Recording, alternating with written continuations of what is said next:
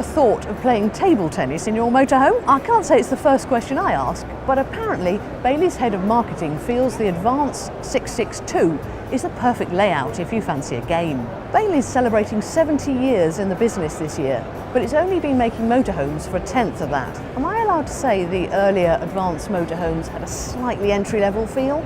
Not sure, but this new generation certainly doesn't. If you're familiar with unicorn caravans, that's the sort of standard you can expect from these. Many parts are now shared across the ranges, so you might recognise this as the back of a unicorn. But back to my first question. Apparently, all you need to do is add 2 inches to the width of your motorhomes, bring them in line with your caravans, and that makes this model big enough for that game of ping pong.